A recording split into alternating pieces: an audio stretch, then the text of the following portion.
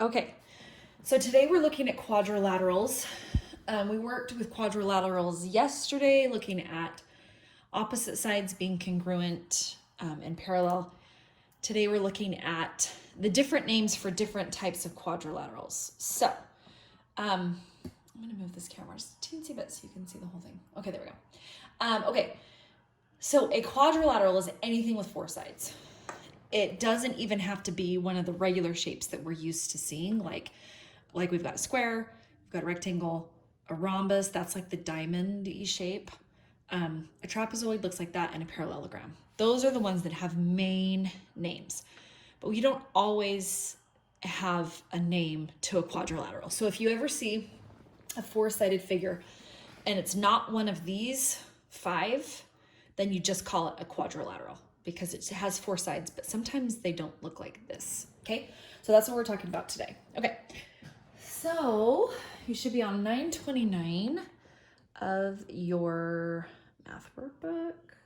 Zoom up just a little bit. Okay, so on this page, if you look, I'm gonna make it a little bit bigger. If you look down here, we're talking about the attributes of each thing. So, okay, so if we focus in on this trapezoid, which is up here in the corner, it says it's a quadrilateral with exactly how many pairs of opposite sides being parallel. Remember, parallel means that they'll go on and on in one direction without running into each other. So this trapezoid only has two sides. This one, the top and the bottom, will go on and on in each direction without hitting, but the other two will eventually run into each other. So this only has one pair of opposite sides. The parallelogram right here, it has opposite sides are congruent and they're both parallel. So this line right here should be parallel. So this should be one pair and that's parallel.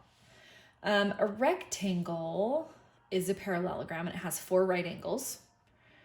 And a square also has all sides are congruent and it has four right angles. So a square and a rectangle are similar because they both have right angles on all of their angles, but a square is different because all the sides are congruent, where a rectangle has these two that are the same and those two that are the same.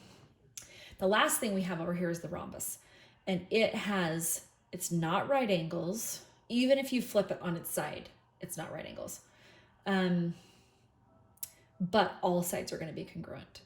Okay, so if I look at the answers, this is what you should have. You should have one pair of opposite sides parallel. These are parallel, four right angles, 4 and 4, 4.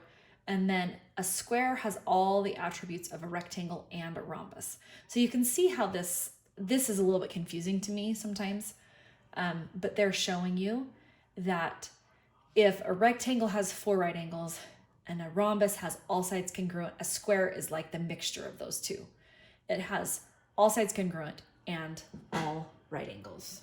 Okay, go to 930, please. And we're gonna be at the top. Okay, so this is a building in Spain, and we're gonna describe the attributes of this quadrilateral. So this is a parallelogram. Oops, I think I just told you the answer to that, but that's okay. Okay, so a quadrilateral has, this particular quadrilateral has opposite sides that are congruent. So congruent goes there, and they're both parallel. So the top and the bottom are parallel. These two sides are parallel. So it makes it a parallelogram. If I turn the answer on that, it should be congruent, parallel, parallelogram. Okay, go down to the guided practice.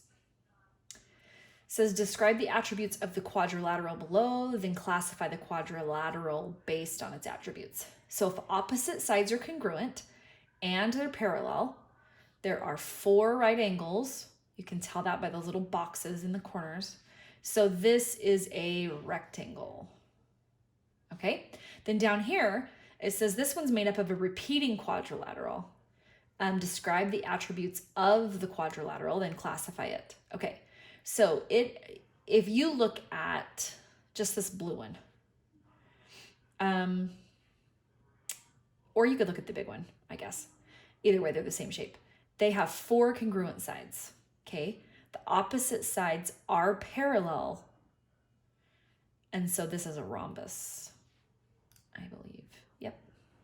Okay, if you will go to 931, this is where you get to practice on your own. So up here, they want you to describe the attributes of each and then tell, when it says classify, they want the name.